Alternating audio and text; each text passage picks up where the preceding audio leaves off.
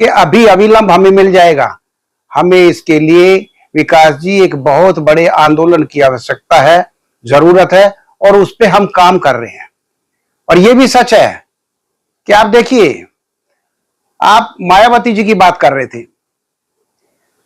मायावती जी ने पिछले इलेक्शनों के हालात आपने देखे होंगे और रिजल्ट भी देखा होगा। मायावती कॉरिडोर के मसले को लेके कभी कोई आगे आई नहीं, क्योंकि उसे डर लगा कि अगर मैं कहीं ना कहीं कोई बहुत बड़ा आंदोलन, समाज के लिए कोई आंदोलन करती हूं, तो उसे एक हाई कमान जो भारतीय जनता पार्टी की सरकार आज इस देश के अंदर चल रही है, वो हमेशा उससे डरती रही है। तो किस तरह का बहुजनों का हित है उसमें, कैसे बहुजनों को वो न्याय दिलाएगी?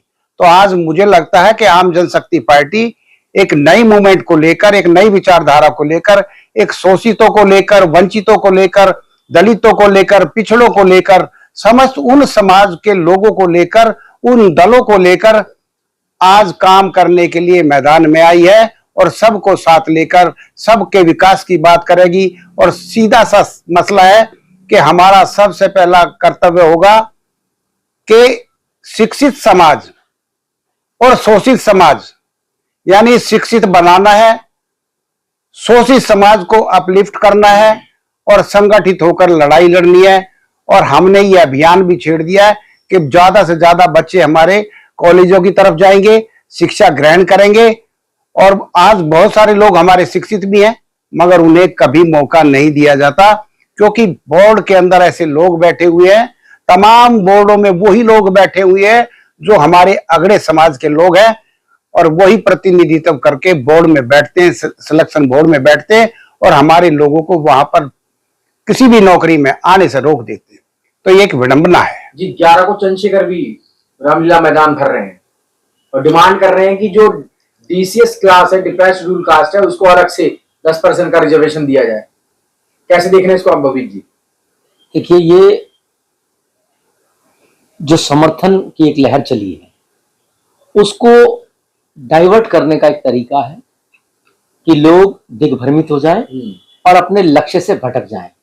10% मांगने का औचित्य क्या है? जो माननीय सुप्रीम कोर्ट ने इतने लंबे समय के बाद हमें दिया है फैसला, आपको उसका स्वागत करना चाहिए। आप उसका स्वागत कर नहीं रहे, उसका तो आप विरोध कर रहे हैं। और अलग से, यानी आप हमारे लिए मांगेंगे, जो हमारा शोषण करता आया, जो हमारे अधिकार को छीनता आया, उससे हमारे हक के रिजर्वेशन को डकारता आया, अब वो ये साबित करने पे तुला है कि मैं तुम्हारा आका हूं, तुम्हारे लिए मैं लड़ाई लड़ूंगा। मैं नहीं समझता कि ये न्याय है, बल्कि ये अन्याय है और मामले को डाइवर्ट करने का एक तरीका है हमारा हितैषी। क्योंकि चंद्रशेखर रावण जी की पार्टी से भी वाल्मीकि समाज के जो लोग जुड़े थे, धानक थे, हेला थे, डोम थे, डुमार थे, जो जुड़ रहे थे, वो अब टूट रहे हैं, क्योंकि वो सबको पता लग चुका है कि वहां पर एक ही जाति की बात हो रही है। तो उन सबको साधने के लिए अब इन्होंने एक ये नया शगुफा छेड़ा है, जो लोगों को दिग्भ्रमित करने का इनका अपना एक तरीका है। लेकिन ये जान लें, लोग अब दिग्भ्रमित होने वाले नहीं है।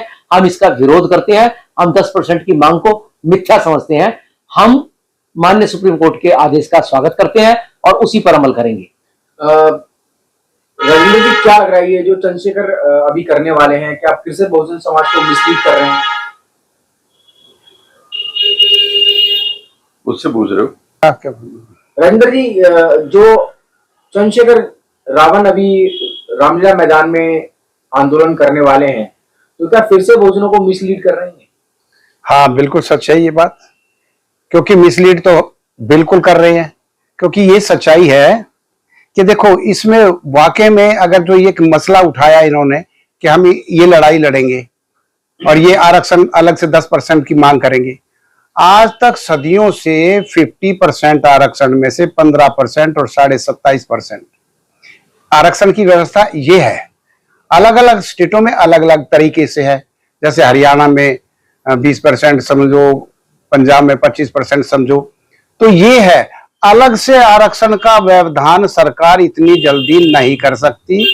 ये मुद्दे हैं और इनको दिग्भ्रमित करने का ये जो काम कर रहे हैं और समाज को मिसबिहेव, यानी समाज के साथ कर रहे हैं, तो ये तो समय समय पर करते रहेंगे, लोगों को गुमराह करने का काम करते रहेंगे।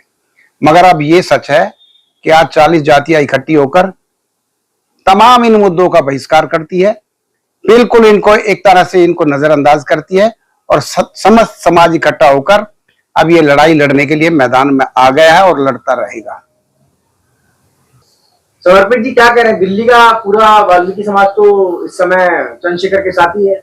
मैंने दो पंक्तियां कही और मैं वो दो पंक्तियां फिर मैं दोहरा देता हूँ कि नहीं करना विश्वास गैर पे, खुद ही बिगुल बजाना है, सदियों धोखा खाया हमने अब नहीं धोखा खाना है।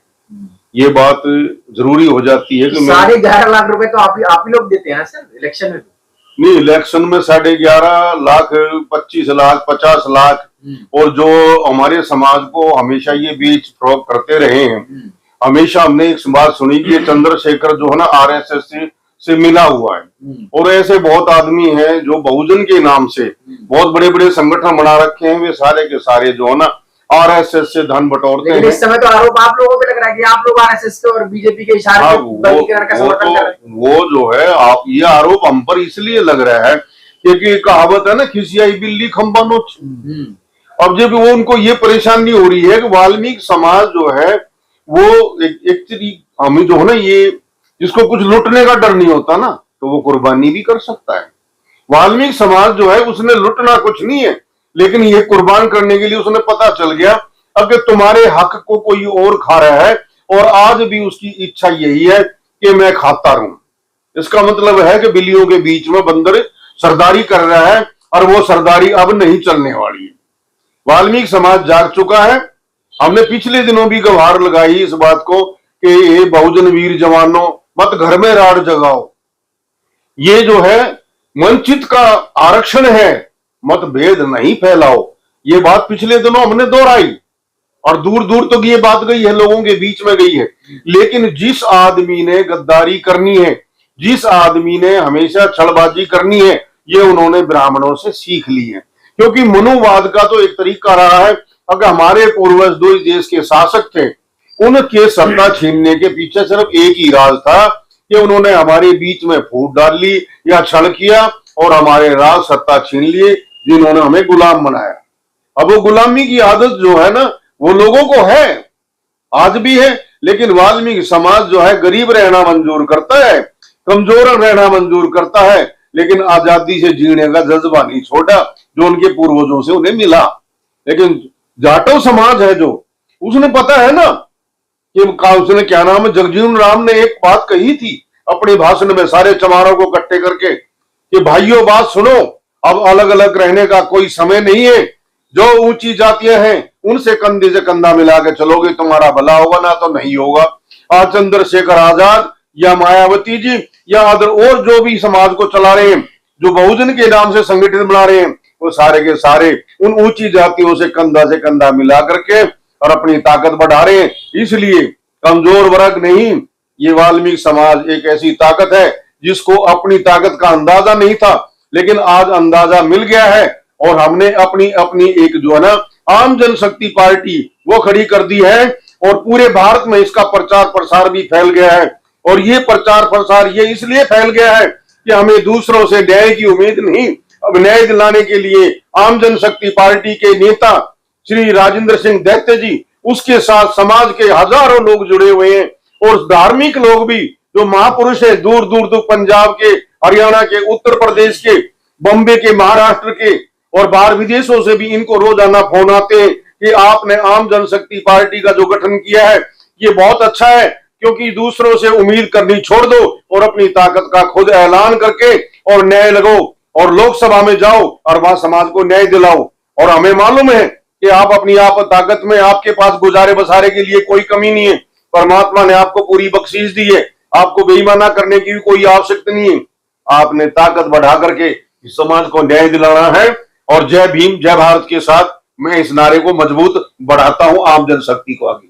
जी, तो तमाम लोगों का जुड़ने के लिए बहुत बहुत धन्यवाद। आपने अपनी प्रतिक्रिया दी। आप लोग इसके बारे में क्या सोचते हैं, अपनी राय कमेंट में जरूर दें। धन्यवाद।